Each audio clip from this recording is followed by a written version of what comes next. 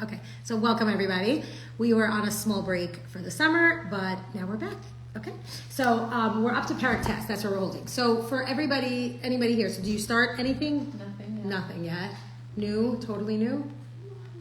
I'm listening. Okay, it's fine. I feel like it's a quiz. Like, no, you really also don't have to know anything. Totally new. It's fine. You really don't have to know anything other than being open and like making yourself a kli to like listen and learn. And like one thing that I've learned from Tanya, and I'm sure like you can attest to, is that like it's the fastest, for me, the fastest moving learning that I've ever learned before. Like I've learned like a lot of Chassidus and like specifically, let's say like Breslov or learning like in shul and learning with my friends and learning through books, but like something about specifically Tanya and like Chabad Chassidus in general, I feel very, very much like takes you in the moment that you're in right now and guides you through that. So it's almost like it's a practical book to life. I wouldn't say it's a self-help book because it's not about us dealing with ourselves personally. It's more about us connecting to Hashem. So it's like a self-help guidebook on how to connect to Hashem. And one of the main things that we said in the beginning when we first started Tanya, and this was, we did one whole round. We made a siyum and it was amazing. Also, I started teaching all my classes, Le'ilui Nishmas, my father, who was nifter in February. In Adar, I should start saying in Adar, that it should be a schos for an aliyah for his neshama, Yisrael Tzvi ben Aaron David. So this is something that I've really like taken on for that. But really what we learned in the beginning, right from the beginning when we started 2.0, is that when it comes to learning Tanya, when you open it up, the first thing is that you're already on the page of searching for Hashem. It's not like, there's no proofs in here trying to tell you that there's a God, trying to tell you that there's Hashem in this world. You are here because you want to better your relationship with Hashem. And that's it. Like, that's really what it has to be seen as. So that never anything is about you. Because a lot of times we start to think like, oh, this is about me. Like, sometimes you feel so good when you're spiritual. Like, low-key, like this is me. Like you're like, oh my gosh, I'm so spiritual. Like I was just saying, like I need to learn because it makes me feel spiritual. This spirituality is nothing about us. It's not to make us feel good. It's about connecting to Hashem on a much deeper level. And trust me, after learning this for like a year, I start to realize that, oh, welcome. Yay. I start to realize, oh my gosh, hi. Oh my gosh, Tamar's coming from a walk. I'm so happy. I feel so bad. I have more chairs in the kitchen. If you want to just, if you go straight down, Lord knows where they are. Welcome. I was like trying to gauge like how many people do we have here? Like now it's 12 o'clock on the Tuesday. Right. Also like we need to like we need to like congratulate ourselves for surviving like the week of camp and like luggage. And if you did, like I feel like we just like big shout out. Like also if you're not in the parsha of like sending your kids off to camp, you're just like, what? Like what's so hard? And I'm like, I sent off one on Sunday, one on Monday, one on Tuesday, one on Wednesday. Luggage is leaving different days, 2 different airports. Like my kids go to Toronto, and I'm like, I am now that out-of-town kid. Like I grew up in Brooklyn, I went to camp in New York. Like I remember those, like the LA bus would come, and then it'd be like, oh, the LA kid's here, right? And then going home and the airports and delays, and I'm like, those are my children now, and they are the ones that have to come. So anyway, congratulations for surviving. We made it. Did we make it? Anybody still waiting? Tomorrow, right? Tomorrow. I have one last one going tomorrow, but like as each one goes, I'm like, it's getting quieter and quieter. It's a good thing.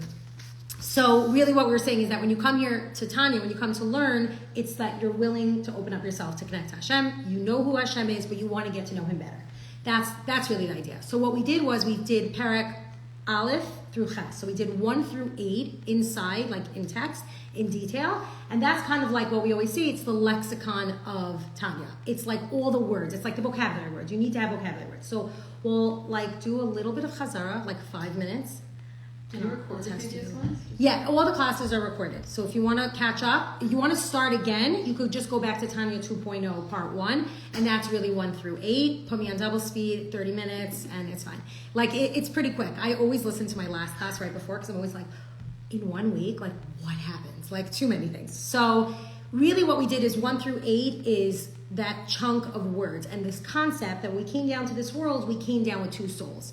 As much as we think that sometimes we have like major anxiety, or sometimes we think that we're bipolar, or sometimes we think that we're like, oh, I'm spiritual, but I'm also physical. There's nothing wrong with that. You should know, just like Rivka, who was pregnant with twins, inside of us, we have 2 souls. That's really the whole premise of Tanya, is that you have to and this is, by the way, our saving grace. Like anytime we think we start overthinking our life, you just remember, no, I come from a different place, and my body that's here is comprised of two souls. I have a godly soul that all it wants to do is connect to God, and then I have an animal soul that all it wants to do is connect to this physical world. And the idea is, how do I live my life for this? And then we spent a few classes learning about what a soul is and the makeup of a soul, because how does a soul interface in this world? The soul's not from here. The soul comes from a higher place. So we explained that a soul comes down into this world through, let's see what we remember. No testing. No, you're don't call me. We come down, we're actually basically Hashem himself unfolded himself, and then we are of the same kind. We are Achelik al-Kami Ma'al Mamish. We are a part of Hashem, and we explained that we're comprised of 3 intellectual capacities, which is our Chachma Bina Das, and 7 emotional capacities, which is Chesed, Gvura, Hod, Yesod, Netzach, Malchus. Have you heard those terminologies? Yeah, so we talk a lot of Kabbalah language here, so just get ready. It's funny, I was having this conversation with Sarah Eisenberg on our block. She said, oh, she's going to be 40, and her kids are like, Ma, you could start learning Kabbalah. And then one kid's like, you already learned Kabbalah. And I'm like, yes, that's what we're doing. We're getting ready for Mashiach, so we're learning this. So one main premise is that we have 2 souls, a godly soul and an animal soul. Second big concept is that we are comprised of intellectual capacities and emotional capacities. Intellectual capacities are concepts like chachma, which is a burst of intuition, oh my gosh, I want to do something with my life, right? Okay, so for me, it's okay, I decided this summer I want to do daily Tanya. Okay, that's my thing. But then I'm I don't have a microphone, I don't have a studio, I don't know how to record it. And then they're okay, come to Thank You Hashem, sit there for 4 days, knock out a bunch of classes, I'm going to help you. But how do those 2 things bridge? That's one idea is chachma, I have an idea.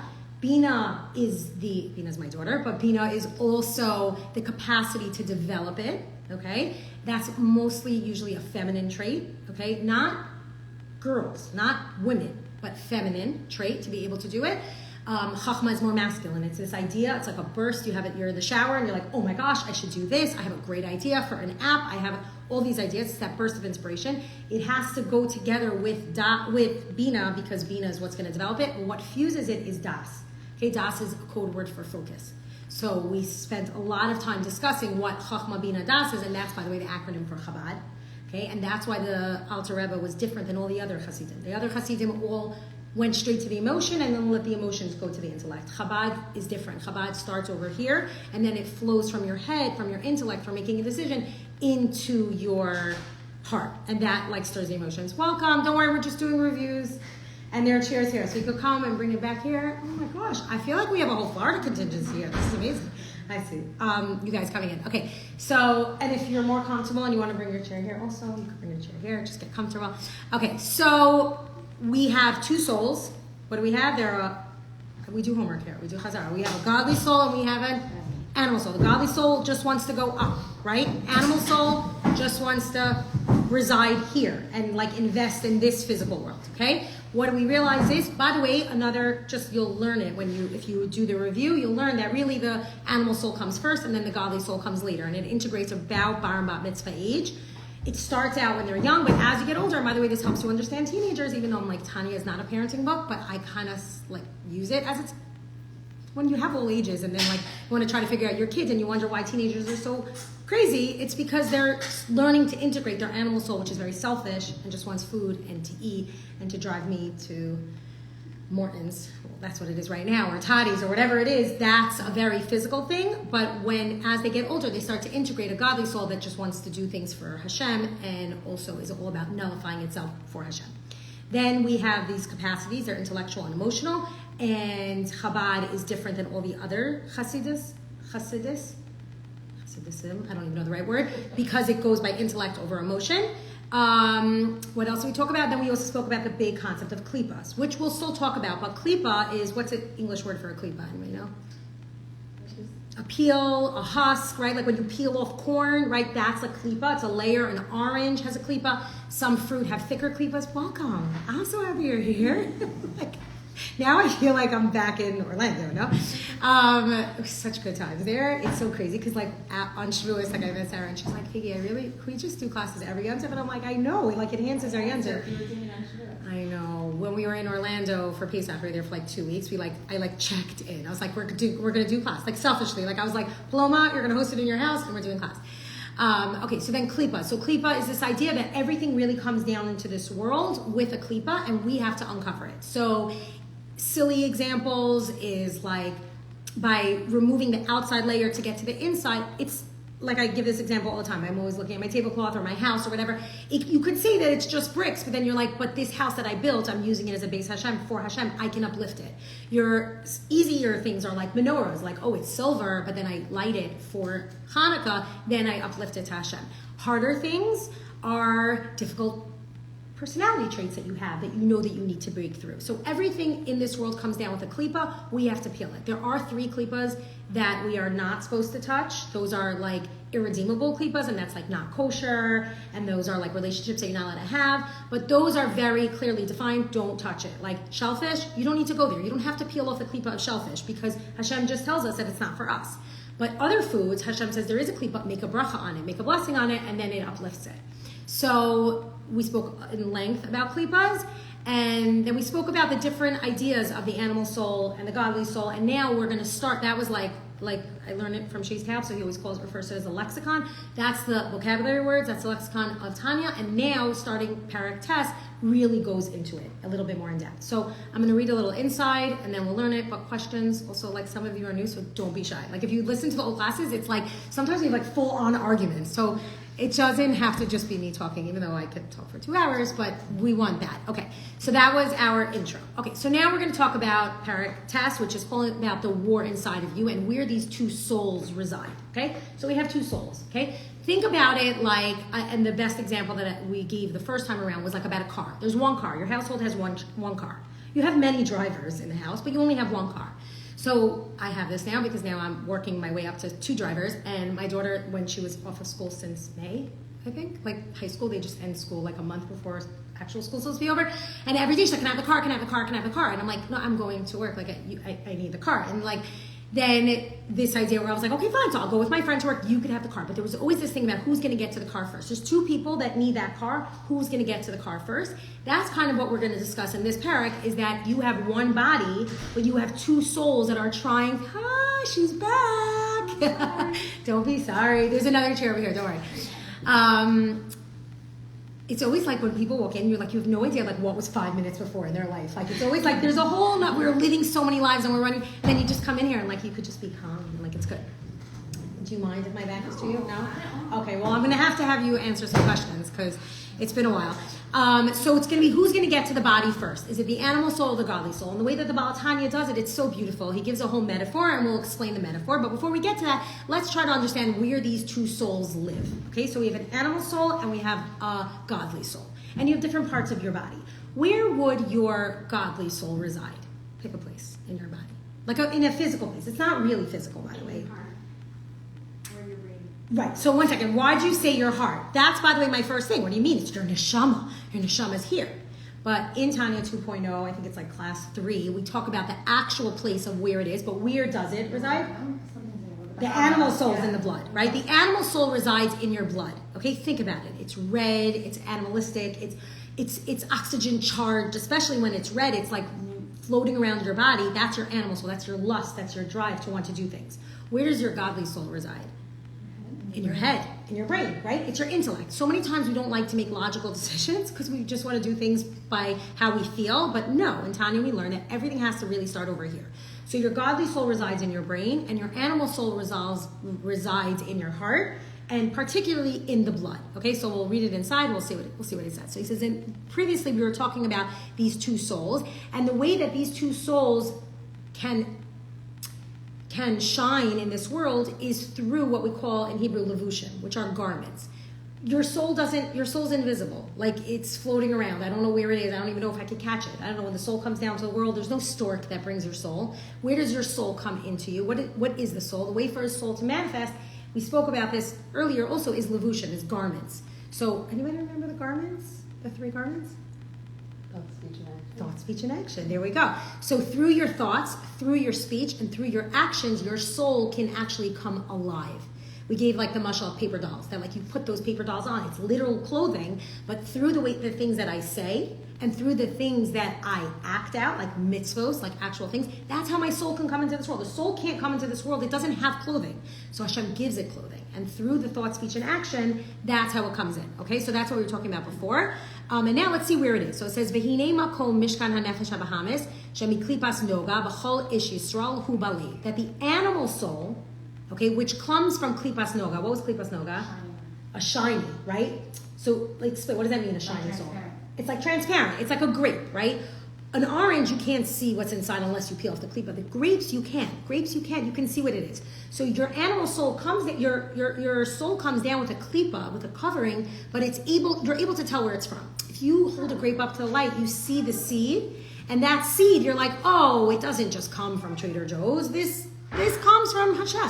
That's how you know, right? So the same thing with people or with things or whatever. Once you peel off the klipa, you're like, oh, I know where that comes from. That comes from a good place. So this place, this neshama, where does it reside? Hu balev. So your animal soul rests in your lave, which is in your heart, and particularly in the left side of your brain, left side of your heart, which is energized with blood. This I just learned because my daughter was taking anatomy, which she failed, and I have to do a summer project for her.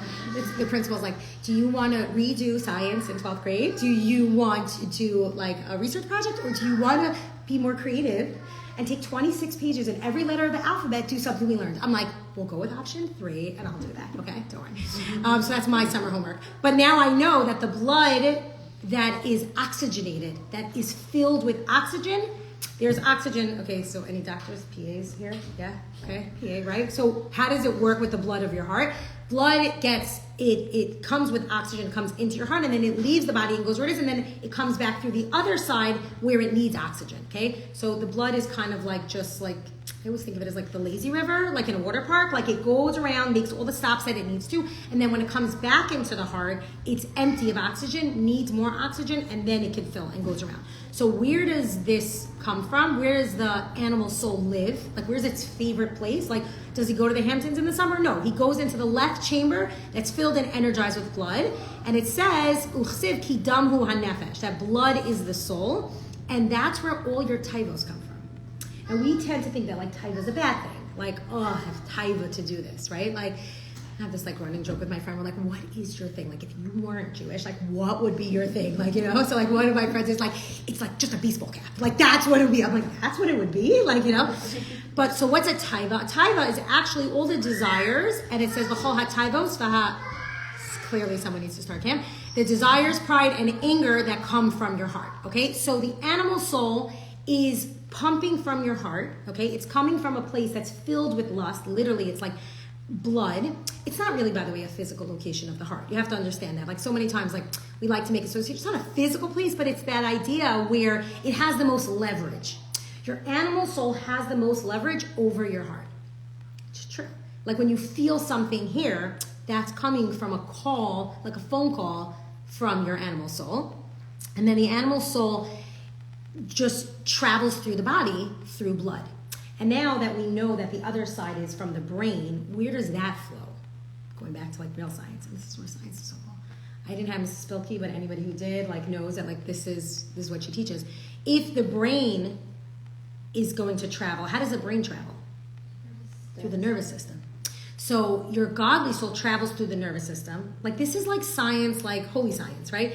Your godly soul travels through the nervous system, and then your animal soul travels through the circulatory system, which is where it goes to the blood. So now, what is it saying? And then it goes from the heart, mehalev hein hamispashtos b'chol haguf. And then from the heart, the animal soul then spreads to the whole body, and then it goes up to the head, and then to the brain, where all the feelings come from. So how does your animal soul operate? Your animal soul is like, listen, I have such a drive to, I don't know, go for a manicure right now, even though it really makes no sense. I don't know. Anybody have manicure anxiety? I have such manicure anxiety. Like when I'm there, I'm like, I have to go to the next place. And then I'm like, hurry up. And I'm like, of course you get the slowest lady on the day that you need to go somewhere. And they're going, no, it doesn't need to dry. And then you leave, and then you come back, and you're like, I ruined my nails. And it was $65 with an 18% tip. If you go to Gel Factory, not Gel Factory, that's where I used to go, to the one. But like, so they have the best manicures. So, right, so I have a drive. But it makes no sense for me to go for a manicure now, because I don't have time, because I have to be by the Mamina bus to drop off the luggage. But because I feel it so much, I want to do it so much, I start to send messages to my brain to say it's okay. So it started out over here. It's like I really, really just want to get a manicure. And then it travels up to my head and says, Faigy. And it rationalizes, it's okay. You'll get Wendy. You'll get the fastest lady there. Like, you're going to be fine. You're going to make it to the bus. And even if you don't, the bus will wait for you. And I'm like, why would the truck wait for me? Like, this makes no sense. But somehow my overcoming, like, animal soul, my animal soul is very, very strong, is sending up the messages to my brain to rationalize what it is. And then all of a sudden I'm sitting here getting a manicure and I almost missed the truck. I made it by like 2 minutes with no luggage tags or duct tape or whatever. So, but that made no sense. I should not have done that. But that's because a desire started over here and then goes up there. That's really how it works. That's a very silly, simple level. Obviously, there's much deeper examples, but like I always like to make it nice and easy for ourselves here so that we can grasp these ideas. Okay, so then what does it do? And then, Kemosha Hadam Makoro Balev, Halev Mispashet L'chol Ha'aver Magam Oleh L'moach Barosh. So the fact that the animal soul flows from, it goes from here up to here, and then it just continues to send the messages like it's normal. But it's not necessarily healthy. It's not necessarily the way to go. It's not really what you want to do, but you're overcome by it. Okay, fine. So there's like this impulse. It's not so deep when it's here, but because you let it settle in your brain, it gets deeper, right? Our brain works a little bit harder than our heart, as much as, sometimes you say like my heart hurts, like I have a heart pain, but then when you say your brain hurts, that's like next level, right? I don't know, does anybody ever say that? For me, it's always like, I'm always like, my brain hurts, right? But that's because the impulse wasn't deep here, but now that it's settled in my head, and now that I have to carry it out, all of a sudden I'm just like rationalizing, and then I'm like, oh my gosh, it took over my brain. That's really what happened. So this is the war that's like happening inside of you. It doesn't have to be a big scary war, but it ends up happening. So the animal soul flows from the heart to the brain to everything else in the body. The godly soul, on the other hand, is in the brain, and then from the brain, it goes down into the heart, and then it's seeking more oxygen-filled blood. What's interesting, though, is that if you think about the animal soul, that he's so oxygenated, rich with blood, it's almost like you're full of yourself. You know when you have a lot of ego? That's almost the animal soul. The animal soul is like, I'll do whatever I can to get there. But because the brain houses the godly soul, and the godly soul is a place of bittul. The godly soul is a place of just surrendering. Whenever I don't really want to do anything on my own, all I want to do is connect to God. And the fact that all it wants to do is connect to God makes space for everything else to do. So that blood that comes back into the heart, that comes from the brain, is lacking oxygen. It's like so cool. It's empty. Physically, it makes so much sense. Like that's what happens. The blood goes, it's looking for oxygen, comes back, now it's empty and has to refill in the heart. Every time it pumps, it gives it what it needs. So one is full and one is empty. Who's full of themselves? The animal soul is full of themselves. Who's humble and who puts himself down? The godly soul. Make sense? Okay, so where does it say? So ach b'makom mishkan hanefesh elokis hu b'mochen. Mochen is like your head. Shebarosh umisham. I'm having such a hard word with this word. Mispasheses l'chol ha'evarim v'gam b'leiv. So the godly soul, the divine soul, primarily rests in the brain and in the head, and then from there it flows to the organs. V'gam ha'leiv. Then the divine soul also has a secondary resting place in the heart. Remember when we were talking about like who rules the house? Like is it the kids or the parents? The way when we say like, hey, most homes need to be run by parents, right? The way that we describe it, what does it mean the parents run the home? It means that the intellect rules over your heart. It means that your brain rules over the things that you feel about. That's the parents running the house. The opposite, when the kids are running the house, the kids live in the heart. Don't think that the kids ever for 1 second come up here. They can't. Your emotions don't come up here. They always will reside here. They'll send messages to the brain. So it's like when mommy rules the house, everybody gets onto the bus and everybody goes on time. When the kids rule the house, it's Seasons Express for dinner and microwave popcorn and whatever, some cheese for protein. Like, that's it. Like, I'm always like, when I see my kids are not eating anything, I'm like, take a piece of turkey, right? Or like, just eat some cheese, some protein. Like, to balance out, my son found like a box of leftover perm candy. And for like a half hour, I'm like, where is he? And he's like, in it. I'm like, that's when the animal soul's ruling the house. Like, he's like in throes of, like, he found Gushers. I'm like, those are from March. Like, you know, but that's the kids ruling the home. But the brain always houses the godly soul. The heart always houses the animal soul. But they move up and down. They move around. But their like headquarters is the brain and in the heart. Okay. And where is it? It says, B'chalal hayamini she'ein bo dam. So the godly soul is in the right ventricle of the heart that is lacking. It's devoid of energized blood. U'kamosha kasov leiv chachma leyimino. That the heart of a wise man is on the right. You know, like, okay, so I'm learning this anatomy with my daughter, but anybody remembers it? Like, remember I used to draw the heart, and I was like, that doesn't look like a heart.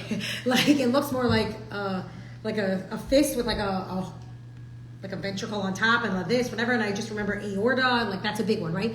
But if you think about the way that the heart is designed, on the right side, the energy that's flowing from the godly soul is coming into the right side, and that's devoid of energized blood. That's bittul. That's saying, whatever you want from me, Hashem, I am here to do. I came down to this world just to serve you. Everything here is godly. Every nuanced detail about this world is godly. Whether it's this tablecloth, whether it's the chair, whether it's outside, whether it's the people that you're meeting in this room, there's godliness in everything. And I am nothing. I am subservient to that.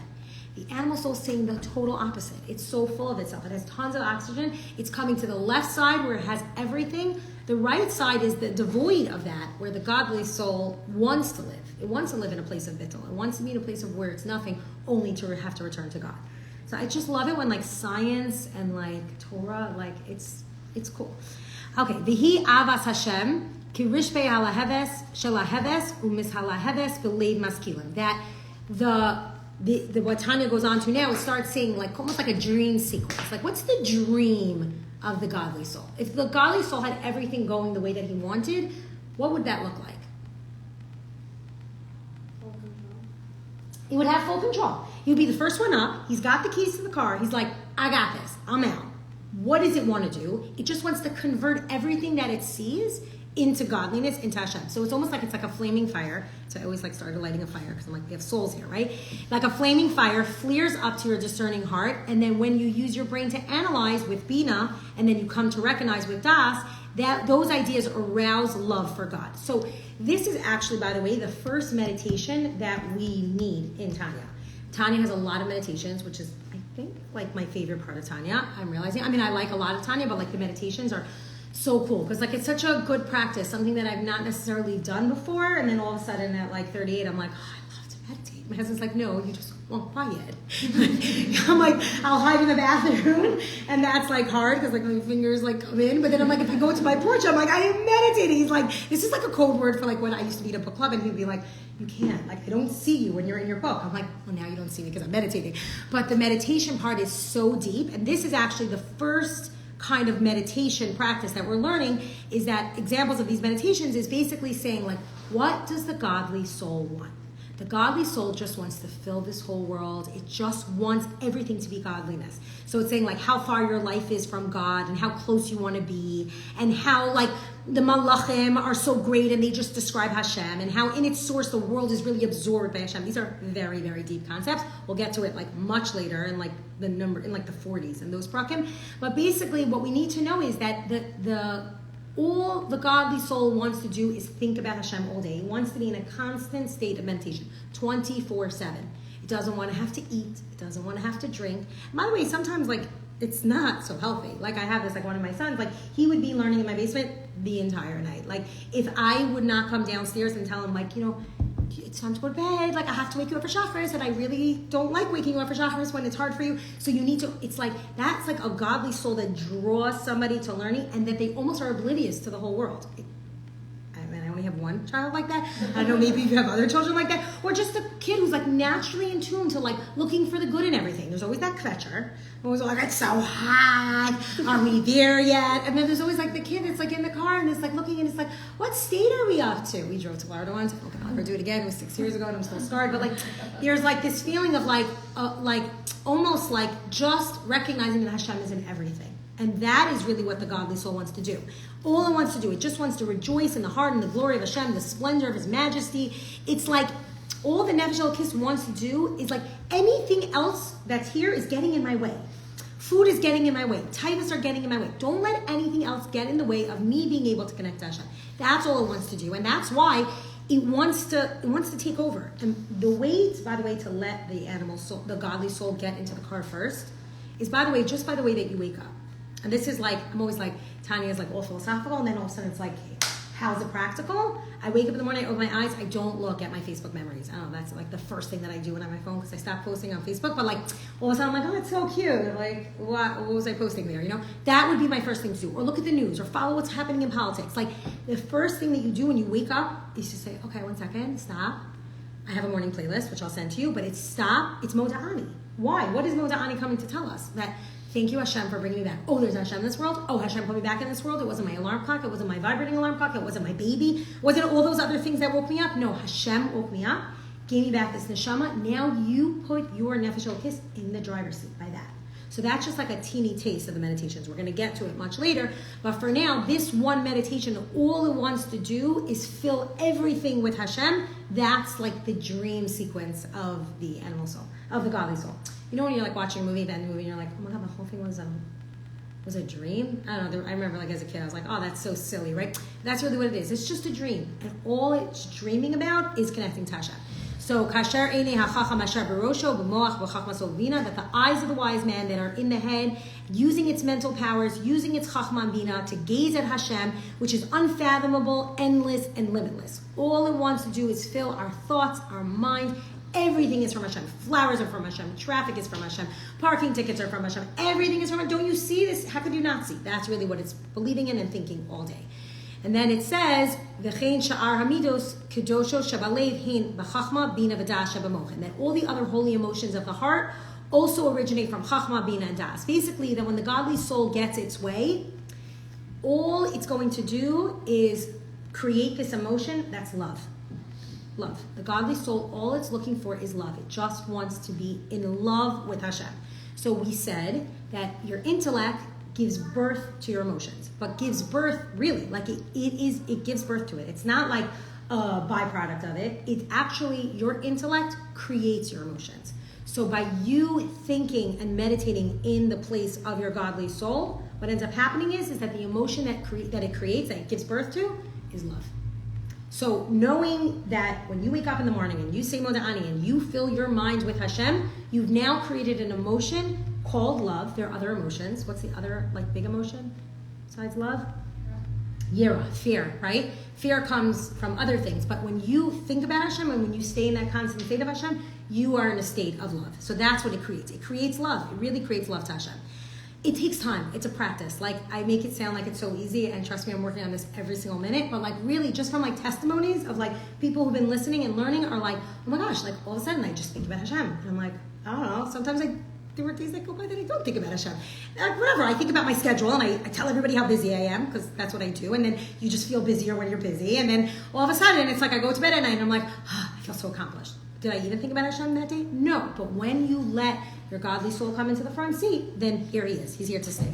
Okay, so now what's the inner struggle? The ach hinek siv la'om la'olam yamatz. La'om ula'olam yamatz. This is actually from Bereshis, from Rivka, from the story when Rivka found out that she was pregnant with twins. I feel so bad. I'm like, not looking at you. When Rivka found out that she was pregnant with twins, what happened? She said there's a war in me. Yes, she said that there's an inner struggle. One nation it feels like there's something going on with me. So then she went to, I remember where she went to speak it out with. I'm always like, oh, she was high risk pregnancy, right? Like she went, which doctor did she go to? She went to Chase, yes. Like, I know. I can't believe it's coming back. I know, it slowly comes back, right? And it's, by the way, I always feel like I say that the best is when you study with your kids, if you have the opportunity to. Sometimes like I'm like, go to a tutor, and then sometimes I'm like, no, I actually want to learn. Now I was like, oh, I cannot believe I'm doing anatomy, but now I'm actually, after learning this paragraph, I'm like, I'm so excited to do anatomy.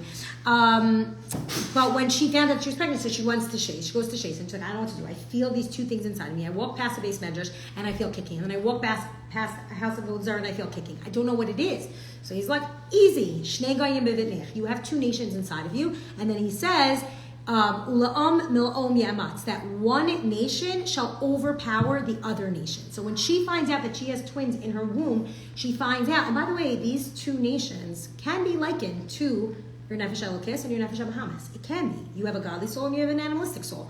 Esav was like red. He actually manifested on a physical level. I'm always like, when I was a kid, when we were kids, right? We would like draw these little things. Yaakov was like payas and tzitzis with like little strings, right? And then also we have Esav and he's like red-headed and hairy. We just take it for granted that he was actually, his face was red. Like what? Like it's such a weird thing. This is like before Wicked and there was like green people. There was a red person. And that's because he physically manifested the animal soul. That's what he was. He was a nefesh abahamis. And all he wanted to do was what? What did he want to do? Bless him.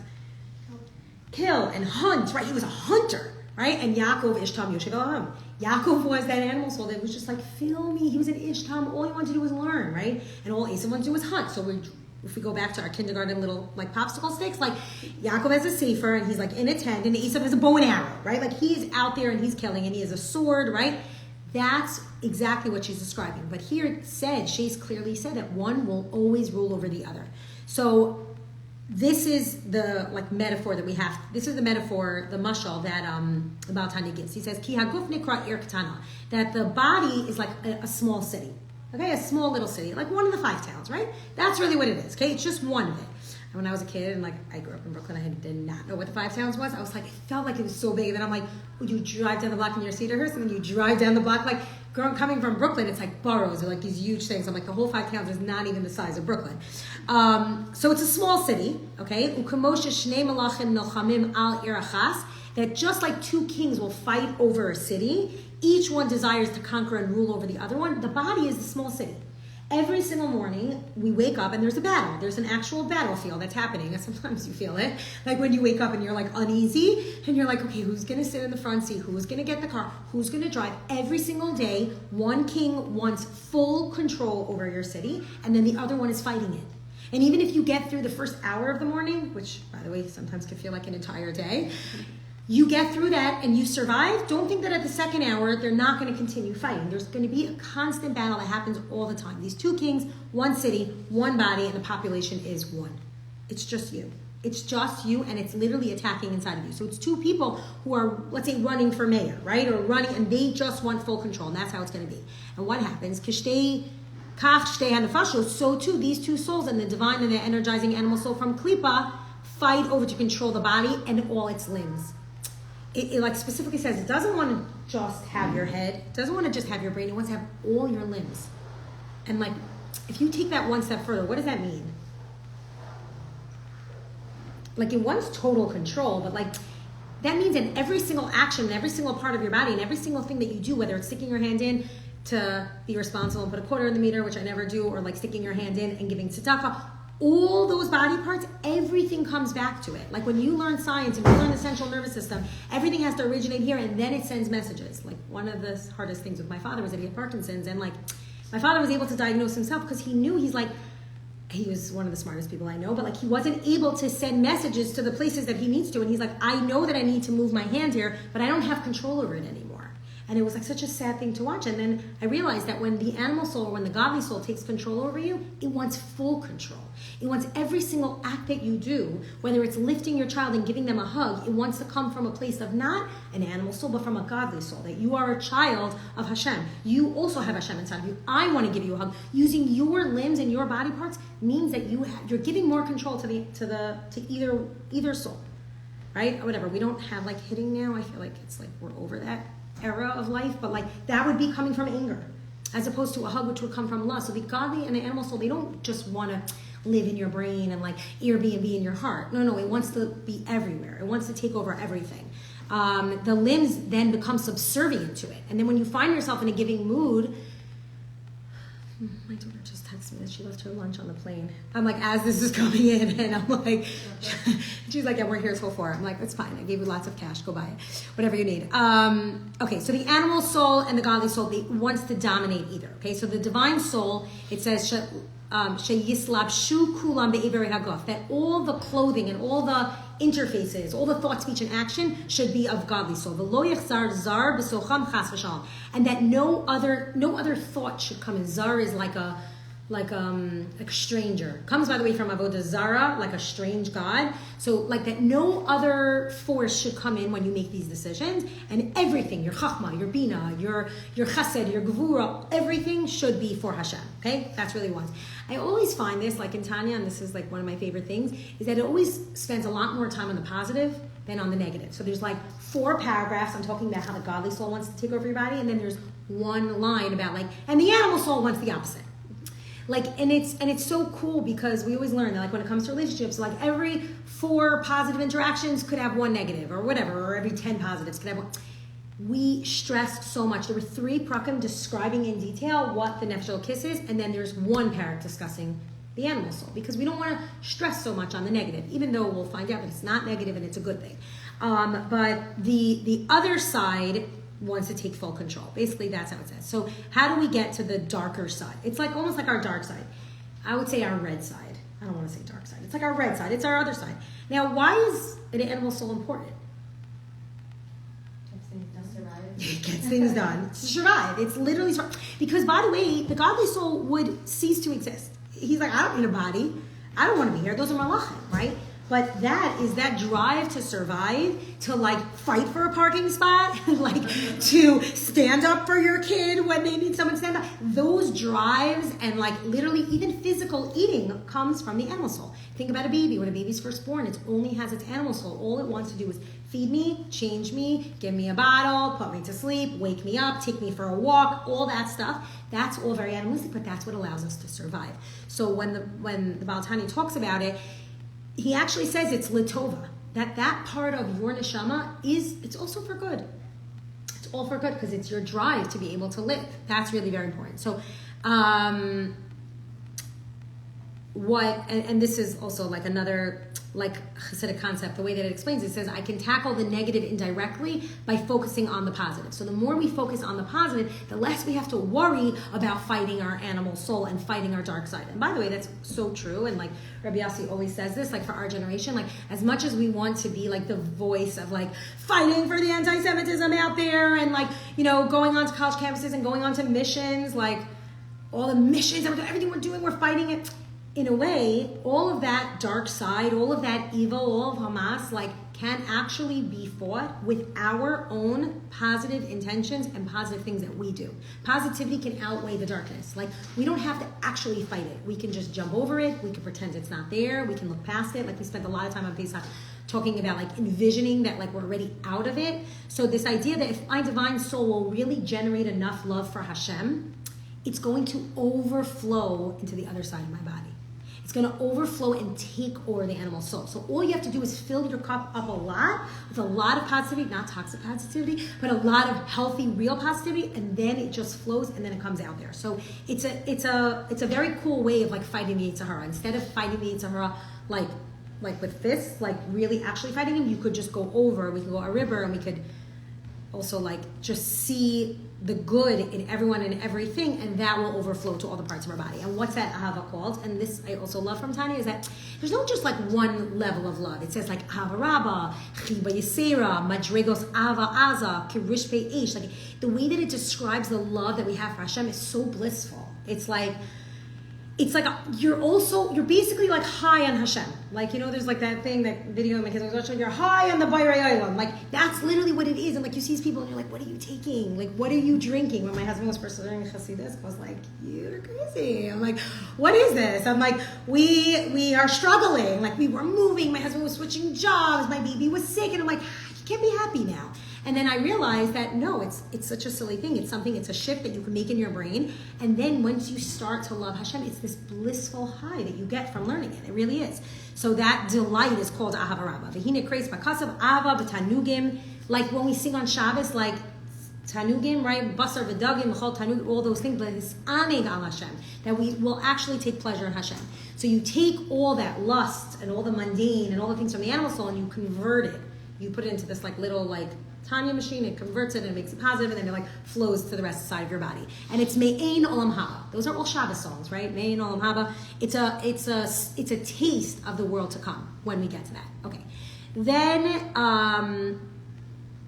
he goes into like this other concept of like talking about like the elemental water. I feel bad, I don't want to go into it so much, but we talked about this in the beginning of Tanya when we talked about the 4 elements, that all of the elements that your body is created with, water, fire, earth, and wind, all can be used for positive and all can be used for negative. So water is one of them. That the water, if anybody remembers from the beginning, the water we described as like your pleasure-seeking, lustful desires that you have. That's where water comes from. Fire is anger or ego, right?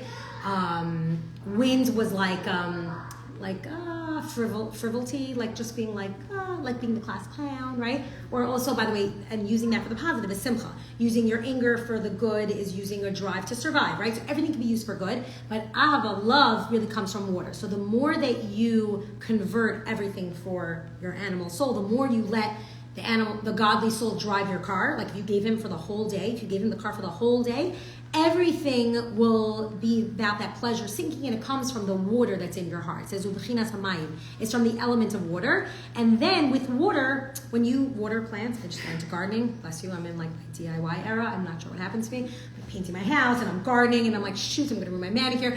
But that element of water, when you water something, things grow from it. So when you water the Ava and the love for Hashem, as I'm looking at my sprinklers that are on, you allow Hashem to grow within you, and the seed is sown, and all of it is divine, like holiness, okay? And basically, the godly soul is like, I want to rule, I want to dominate, I want to be color war captain for the day, please let me in, and I'll control your animal soul, I'll take care of it. So in that sense, the scenario is the best, because the godly soul really does need the animal soul, right? Because without the animal soul, like we were saying, like the godly soul just wants to evaporate and go to Hashem. The animal soul is like, no, you live here in 2024, in Lawrence, in the 510, wherever you are, you're tied down to here.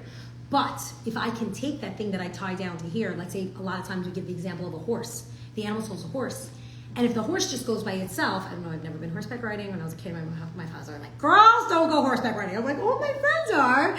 And like, I don't know, who's from Brooklyn here? Like there was on like, nobody? No, like on the belt, there was like, I was always past that horse. I'm like, who? Like, what? There are horses here in Brooklyn? Like, by Canarsie? You know what it is? So, what? I've gone there. You've gone there. It's so cool. It's like, you wouldn't think, like, you think you have to, like, go to, like, some, like, suburb. It was horrible experience. I went right. Okay, fine. So my father was right. Okay. So I never rode a horse. But when you ride a horse, it's like, who has control of it? The rider. If the horse is by itself, it's like, you know, the wild, wild west. But when you can ride it and you can do, that's the dream sequence of the godly soul. All it wants to do is control. The animal soul is the opposite. He's just like, bye-bye, I got the car, take me to wherever I need to go, let me do all those things. Okay, so we'll end off just with one thought, because I really think that it is Latov and it is very good. And the way that he ends off the parak test is with a mashal of these two things, of why we really do need our animal soul, and what our animal soul is for Latova. So not only is our animal soul Latova for the fact that it survives, it also is our drives. It's our drive, and it gets things done, right? It actually, like, it helps wake us up in the morning. It helps motivate us, especially during the 6 days of the week. That's what it does. So as much as we think like, oh, why would I want, sometimes we interchange animal soul with Yitzhahara, or really Sitra Achra, which is the other side. Sitra Achra is also vocabulary words. That means just the other side.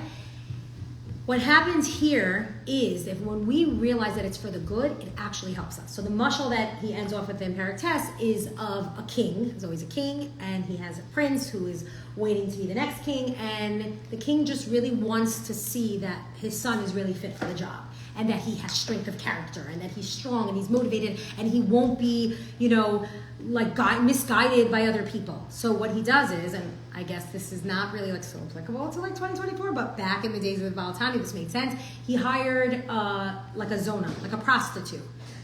You know when you were in like Navi and you were like learning, like as a kid, you're like, it's a zona. I'm like, what's that? They're like a harlot. I'm like, that didn't help. Like, you know, that's even worse. A woman of ill, what's it called? Like she, you know, right? So that's the idea. So he brings in this analogy of a harlot analogy, which is based off from the Zohar. And the way that the Zohar says is that, the way that he explains it is that the king hired a prostitute to try to get the prince to do something wrong, to mess up, to slip up. And she actually paid him good money.